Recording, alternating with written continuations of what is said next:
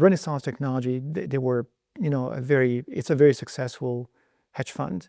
They're using AI and machine learning technology since a very, very long time. And they were very successful, but no one, as far as I know, in the team was a financial expert. They were physicists, astronomer, chemists, and so forth.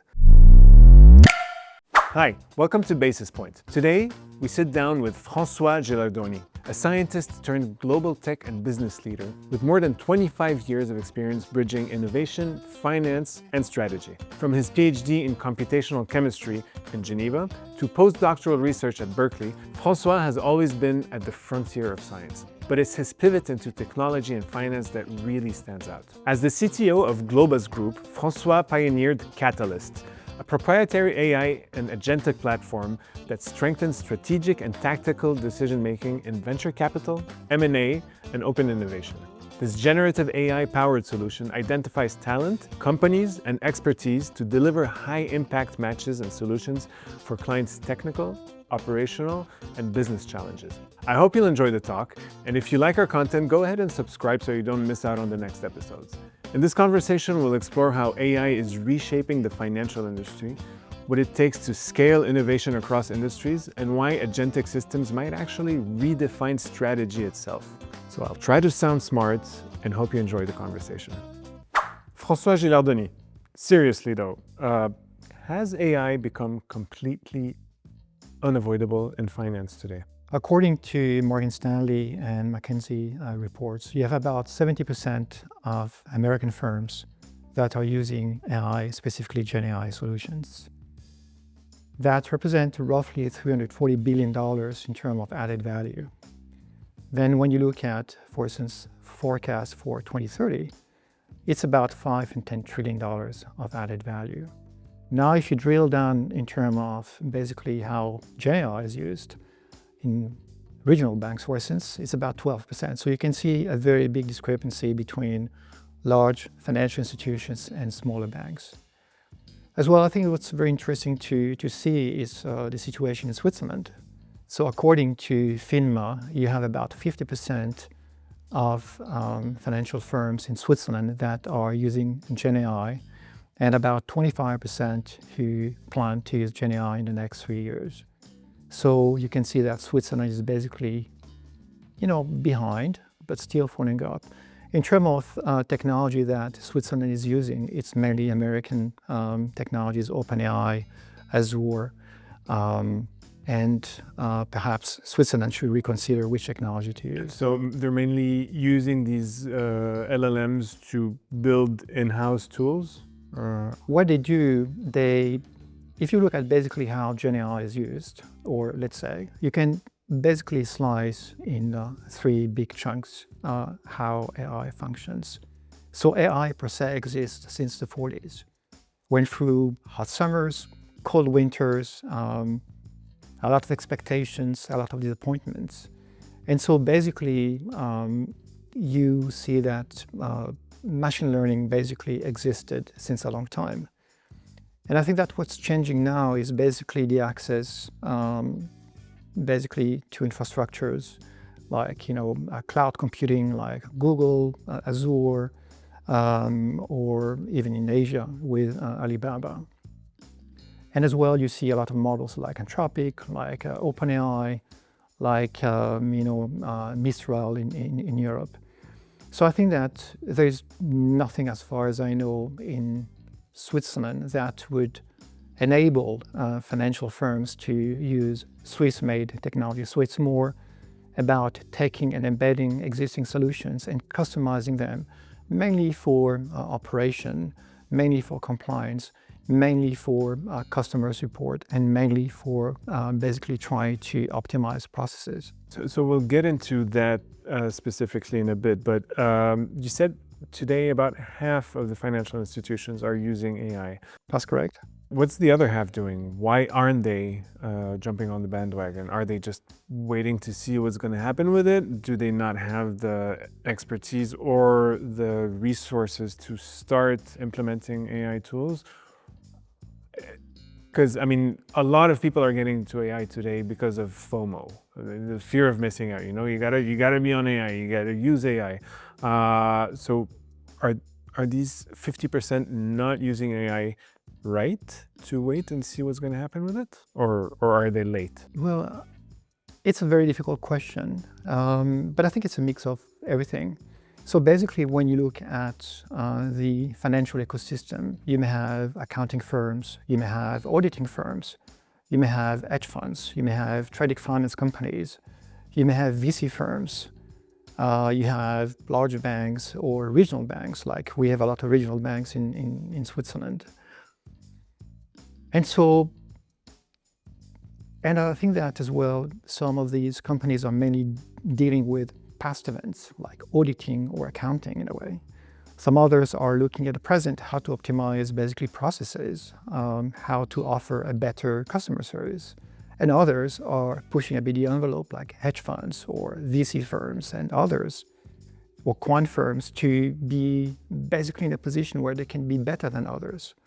And for instance, when you look at Anthropic, the last product they have produced, Claude for Finance, all these big groups will have access to such technologies. How can you make yourself unique? How can you make sure that you can keep the competitive edge?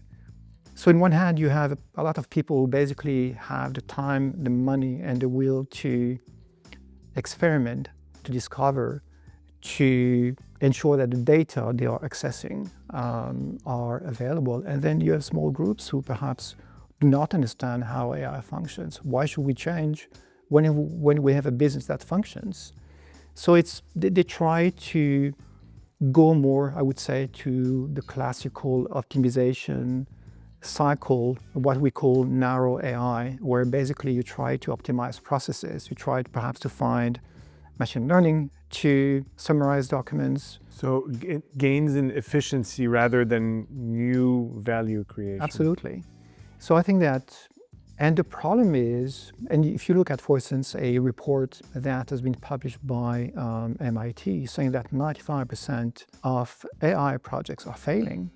And when you read the report, actually it's not because of the technology, it's because most of the time lack of understanding of technology, lack of understanding of the limitations of technology, lack of basically training at the staff level, high expectations. So now how do you define what is acceptable, not acceptable, what's a success? And I think that it's a time where basically everyone along the chain will learn from mistakes from other people. Can we spend some time looking at some use cases now? Do you have examples of how the financial industry has already been transformed by AI? Yeah, for instance, if you look at call centers. So generally when you call a call centers because of your credit card or because you want to ask for a loan or a mortgage, it's often a very convoluted situation. You have to press on several buttons, you have to wait, and sometimes you land on people who are unqualified, and then you have to talk to a manager or let me call you back. So I think that by using more, I would say, Gen AI, where basically it would be in a situation where you can redirect people to the right person, and when you land to basically an advisor, well, that person would be able to not only offer you customized advice that fits exactly to what you want to do, but also when the call is finished, that person can summarize the discussion so that you can go down the pipeline and basically offer customized services, accelerate all that. So here we're looking at maybe use cases in consumer banking, but if we're looking at wealth management and private banking, for example. Yeah, so for instance, in terms of loans, as we said before, but basically I just want to say that in some situations you may have about 50 or 60% save in time and as well in terms of resources. So it's quite substantial. Now in terms of wealth management or hedge funds, you can be in a situation where basically you may have your own models running. So you can have your software running, you may have your metrics you want to use, But what happens with Gen AI, you can basically collect what we say model situations where you can connect so many different type of data sources. You can then analyze that, and then perhaps you can find the edge compared to other people. So it's a way basically to collect a lot of data, analyze data, and then find out which perhaps systems may complement your software that are already existing. So I'm gonna take an example of what I see in the work that I do personally, which is a lot of content creation. Today, you see a lot of the content being shared online looking pretty much the same. Everything has the same tone to it. So are we at risk of seeing the same thing with financial institutions and just having AI-led banks just spitting out all of the same results, ideas, propositions? Are we not? They're not going to become homogeneous because they're all using the same tools? I think it's a very good point. As I mentioned before, when you see global finance, basically, the JP Morgans of this world and BlackRocks and whatever will use these kind of tools, or pension funds. How would you ensure that you will be in a situation where you can offer a service to your customers or be in a position, you as a financial institution, to keep the competitive edge? And I think that when you look at basically the way AI in general or Gen AI in general functions, so you have the infrastructure. As we mentioned, you may have Anthropic, you may have OpenAI, you have other tools out there. Then you have the computing power, cloud services, and in between you have your data. And we were talking about regional banks before. Even though regional banks have less money, less skills, because now acquiring skills is super expensive in terms of engineers, data engineers, so forth, they have data that are able basically to differentiate them from other people. And I think that today what will make the difference is basically the quality of data that will go into the models so that you will have customized model. And as an extension of that, so we spoke about narrow AI, where basically you simplify your processes so that you can save some time. I think that the difference as well with Gen AI is the ubiquity of the technology. When you look at Gen AI, you have a huge knowledge base, semantic space, and you have so many information that already are in there. Perhaps you don't know how to use them. And now if you ask someone who's 10 years old, who's able to write, well, you can basically interact. So it's like kind of anthropomorphic relationship with your language model.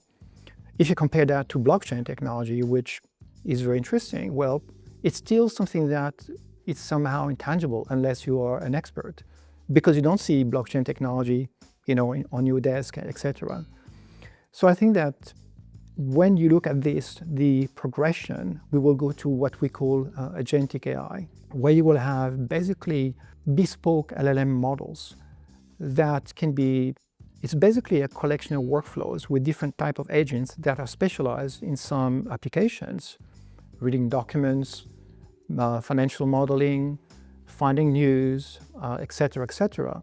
So they will take some kind of autonomous decisions to create basically a framework where a human will be in a position to take, I would say, a more informed decision. And you may have as well, I was mentioning hedge funds before, or VC funds, where you can be in a situation where you have hybrid situations where basically you mix your MATLAB or R or whatever code you have written, or Python codes, and combining that into your workflow so that basically your LLMs will be in a position to prepare inputs to do that. You can be in a situation where, for instance, you have your workflow and say, well, how can I reduce basically hallucinations? And basically hallucinations is when a AI model is lying to you, not willingly, but lying to you.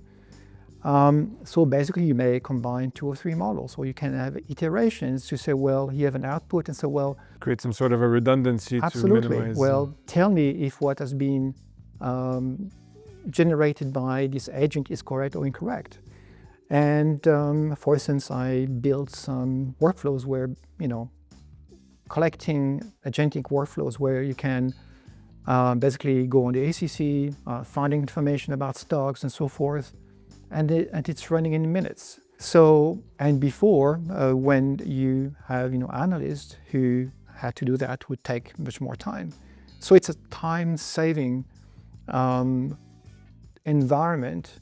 And also it's a way for analysts to be better at what they do and not to spend, I would say, mundane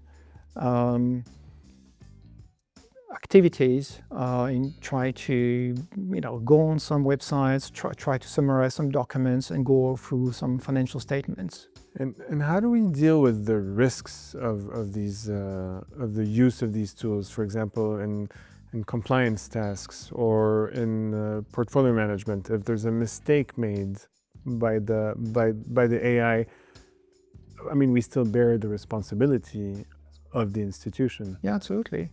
I think compliance is a big issue, and actually it's very much with, and again, depends of in which country you are. If you are in North America, where it's a bit more, I'm not saying it's a bit more relaxed, but I would say, you don't have to audit, as far as I know today, the models, the way they are produced, the way they are answering your questions, the same way as in the EU, which is more stringent, about fairness, about accuracy, about how you build your models. And then you can go to China, that as well is becoming more and more restrictive, and then you can go to Japan where it's less restrictive. So I think that you have different layers when you're dealing with data. So first of all, you have to ensure that the data you are using to train your models, or that have been trained to use, I would say, commercial models, they're non-biased, that they are clean in a way. Because as well as a user, and you say, well, I paid for that license, but actually it may generate some bias without me knowingly. The other aspect is, for instance, prompt injection. How do you ensure that the model is not going to be modified or altered by third parties? How do you ensure that the data you entered that could be potentially used for a model, for your customers and so forth, could be perhaps visible eventually, or being, used by someone else. So I think in terms of compliance, you have to look at basically the AI governance you may have in your data. And even if you are a financial institution, you may have legacy systems, and actually you may say, well, actually X is entitled to read these documents, but Y is not able to do that. So you have as well some labeling. Even if you build in-house some, I would say, LLMs, you have to ensure that you have some data labeling so that only the right profile of people may use data. So I think that sometimes you have to build smaller models on the top of the existing model so that you can be much more efficient in what you do, so that you can ensure that compliance is fulfilled. So in terms of expertise, do banks need to hire chief AI officers or have a subject matter expert for each department? What's the best way to organize themselves? Well, I think that if you look at, I think regional banks are very good examples because they have limited means. They have legacy systems. They have data that are in a way unique. Most of the time they don't have very good knowledge about AI solutions. So I think that the first step is to be able to extract your data from the legacy systems. So then most of the time you need to have either consultants coming in, helping you to do that, or perhaps your IT staff can be trained. After that, most of the time you don't have the understanding on how to use AI or Gen AI in general, or even agentic AI. So you may perhaps partner with small fintechs, or you may have a hybrid solution where basically you source, I would say, Anthropic or OpenAI systems you develop your own LLMs with the data you were able to curate and extract from your legacy systems. And I think that I would see more a kind of hybrid model where basically you have, in one hand, people working in a bank having the knowledge of the industry, knowing exactly what they want to do, because perhaps they were just limited, intellectually by, well, I want to do that, but with the engines I have in place, I cannot do that. So I think it's going to be a mix. And I think that you always see large companies, being able to have, 10,000 coders and basically to be at the forefront of innovation.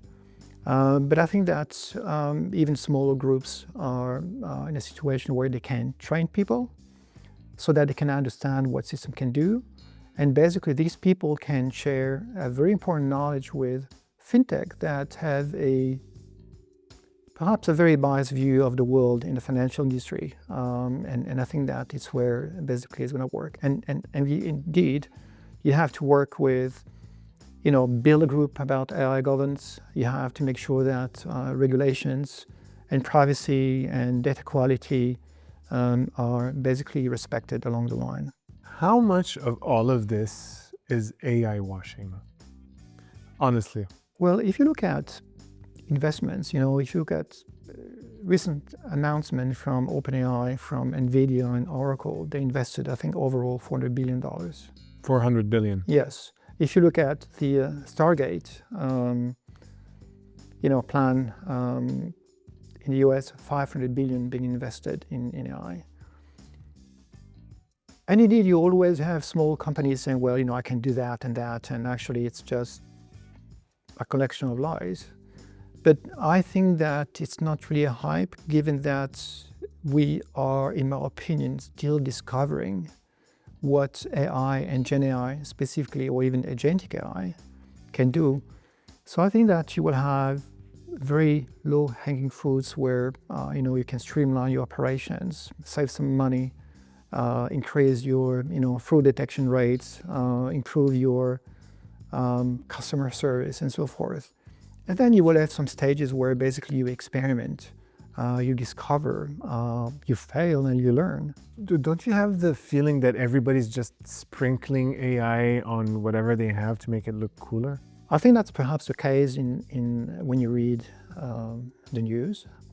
But I think that when you look at financial firms who exist to make money, in a way, so they are looking at technologies basically to ensure that they can keep the competitive edge and basically streamline operations to be more efficient. As opposed to those who are selling AI gadgets to consumers. Yes. And now you see AI, for video editing, you can see AI for, shopping, you can see AI everywhere.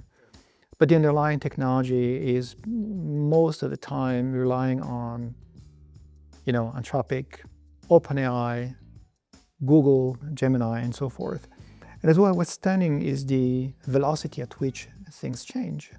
So I was reading recently that, you have Alibaba coming out with new models.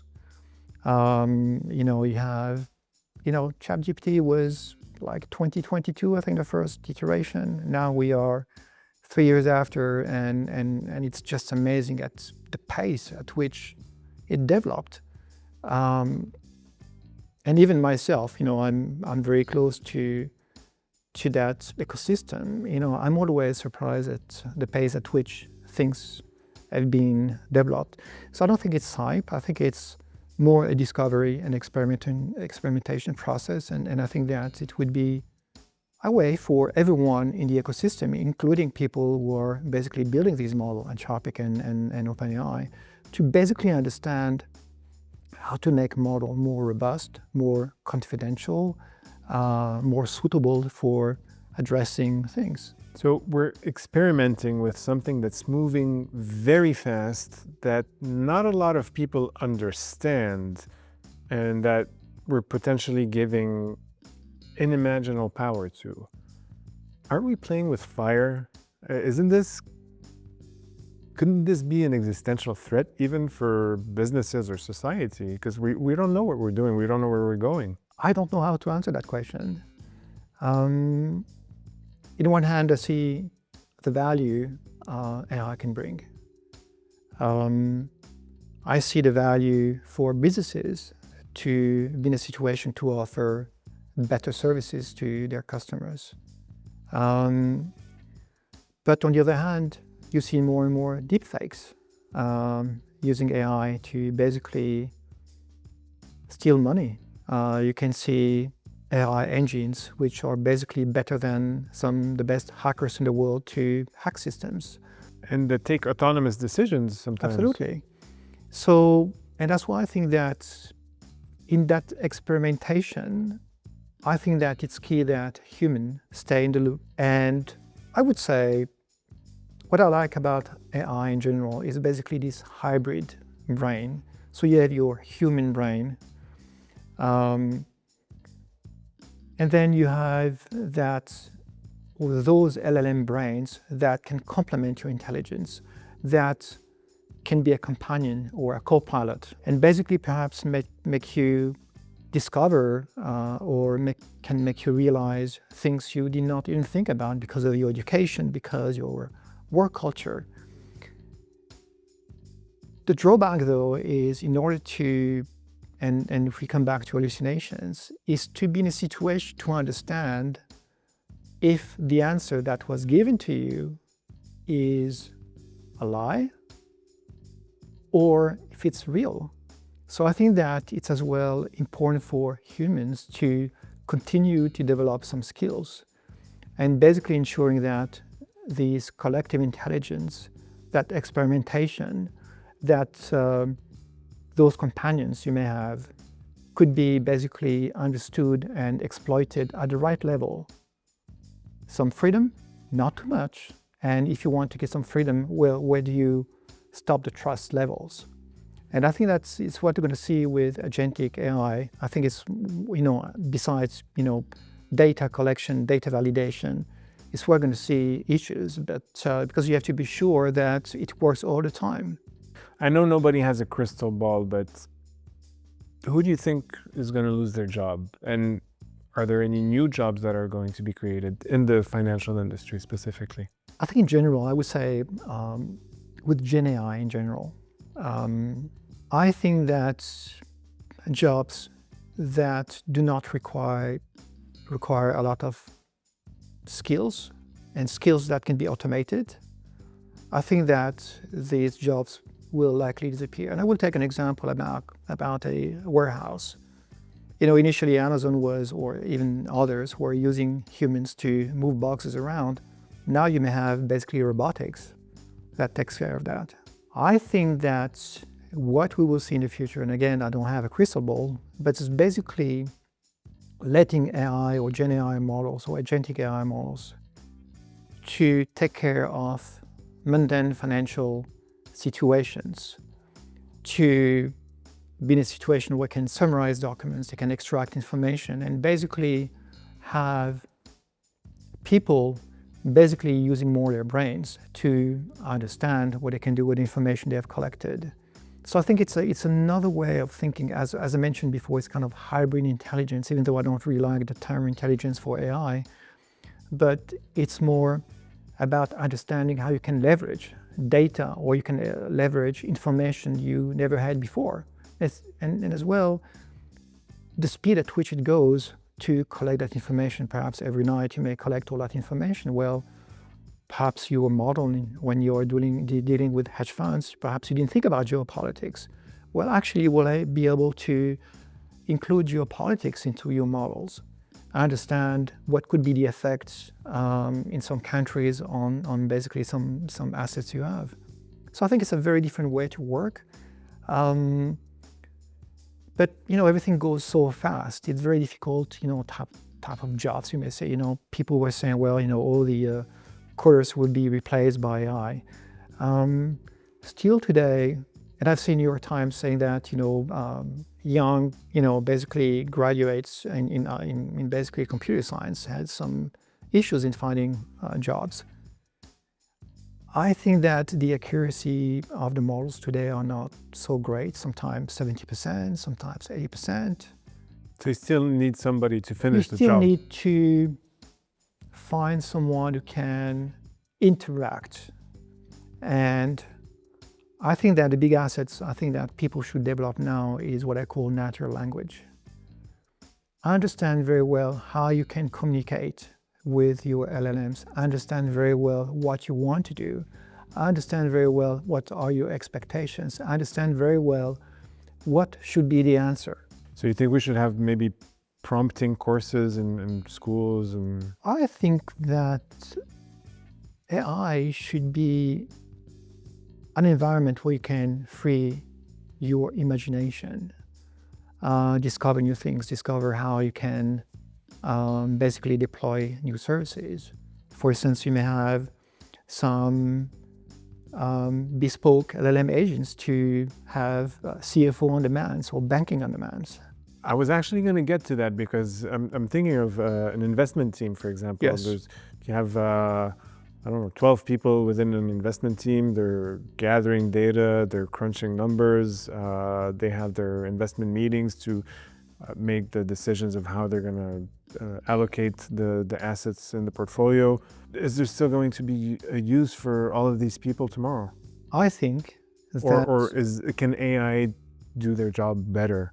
I don't think that AI will do the job better. I think that it's going to change the way you're going to use that manpower. In my opinion, it's a waste of time to run queries and collect data and spend a lot of time cleaning data or converting one file format to another one, etc., etc. I think it's more important, in my opinion, to really use the human brain, the ability to connect the dots in different situations.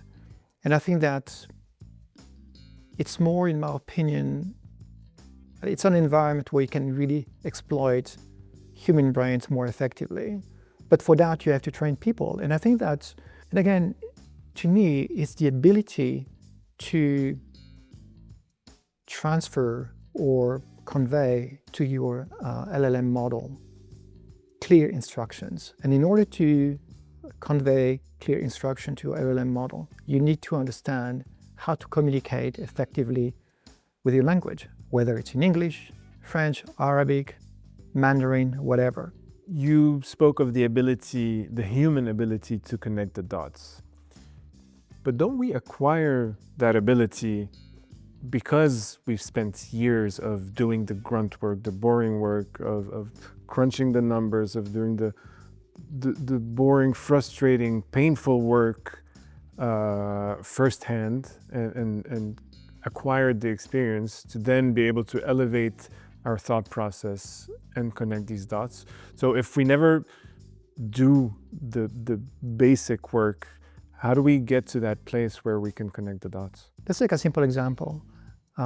Let's say that you are coding and that you want to implement a new algorithm. You want to test it. So you want to spend your time to go into looking into numerical recipes, or you want to reinvent the wheel every time, or you want to be in a position where basically you can very quickly go to a point where you can test and basically ensure that what has been implemented is effective or not effective. I would prefer to be in a situation where basically high quality code, if I may say, is generated so that I can explore things. I can try to understand how to extract all the value from my data.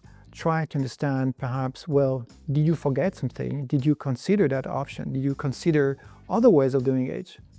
And I think that the beauty with LLMs is the fact that you may combine different, I would say, specialties. You can take specialties coming from biology, from finance, and perhaps you have some applications that have been developed in biology or chemistry and physics that can be transposed to that. And I give you an example. Renaissance Technology, they were, it's a very successful hedge fund. They're using AI and machine learning technology since a very, very long time. And they were very successful, but no one, as far as I know, in the team was a financial expert. They were physicists, astronomers, chemists, and so forth. They were looking at numbers and basically using AI to find trends, to find correlations, to find patterns, so that they could be in a situation where they could find, basically take informed decisions and be very effective in what they were doing. So I think that the secret was in the data. So, and sometimes they failed and they learn a lot from that. And I recommend to our listeners to listen to Mr. Simon, who sadly passed away, but basically explaining how Renaissance technology used this data. He's basically were able to extract knowledge from this data. So I think that AI would enable you to go faster, to try and fail and discover and explore. So it's another way of thinking. It's more like holistic view of the world, and not be thinking in terms of silos and not thinking in terms of what you learn in college or what you learned in the past and whatever. And sometimes, some painful jobs don't bring any value. So do we have this explorer, pioneer culture in Switzerland here to try and fail and try again and discover? I don't know. I think that perhaps in a way we are a bit risk averse in Switzerland.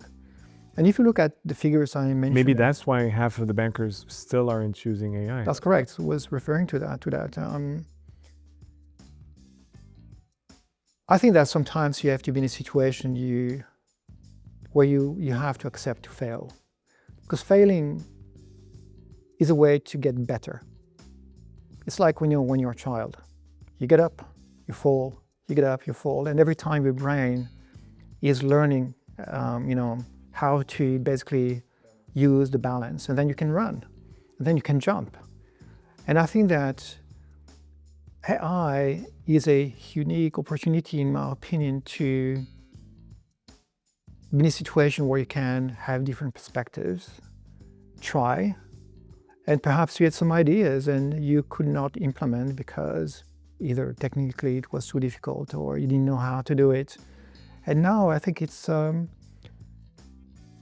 way to basically collaborate with everyone in other industries and as well even within your banks.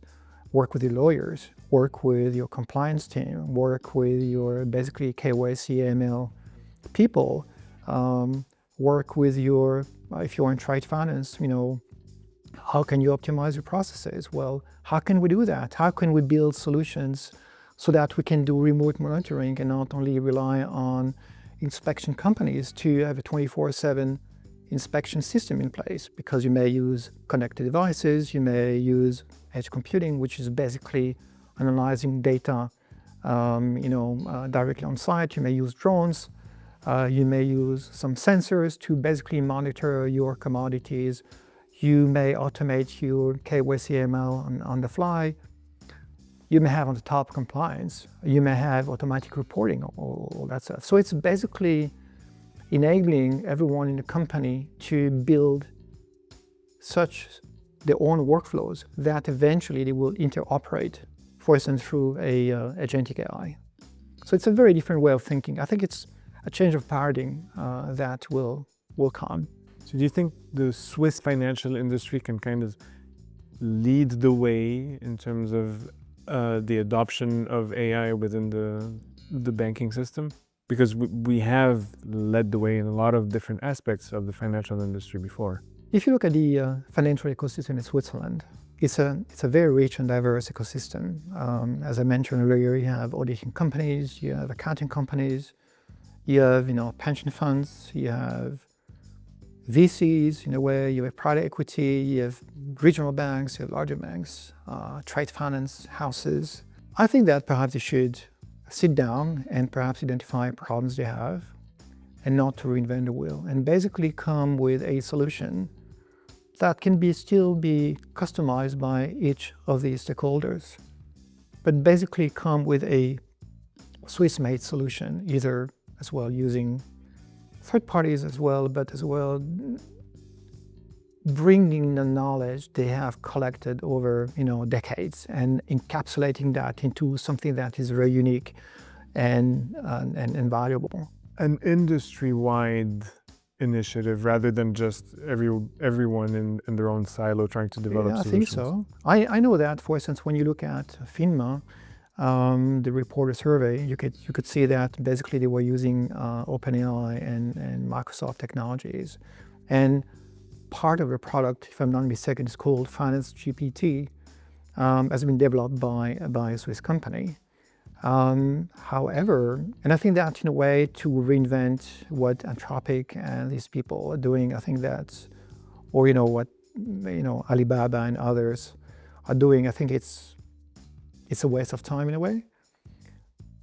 I think would be interesting to basically build and leverage hybrid models where you have that intelligence, this data, which capture, as you mentioned before, so much knowledge, so much know-how, so much information that could be used to build hybrid models, but as well share experiences. How can we build an environment where basically we can learn from other people so that we don't fail? How can we choose the better infrastructure so that we don't fail and we don't repeat the same mistakes? And you could see that in the past with the oil and gas industry, for instance, where basically they sat down together with either large oil and gas companies, with EPCs, which basically are engineering, procurement, and commissioning companies, academics, to basically handle challenges in their industry and basically team up so that they could come with turnkey solutions that were valuable. Success rate, very high, close to 95%, instead of a typical 5-10% for VC firms. So I think that it's a way to collectively share problems and collectively come with a solution and build bespoke hybrid models and solutions that are suitable for your industry. François Gilardoni, thank you very much. This was absolutely fascinating. And you know what? I'd love to have you back on the show in a few months so we can see where this is all going. Sure. Thank you for your time and consideration. It was a lot of fun. And I would like to thank as well the production team for having me and for organizing all this. With pleasure. Thank you. Thank you so much. That's it for today. Don't forget to click below to subscribe to the official Basis Points YouTube channel.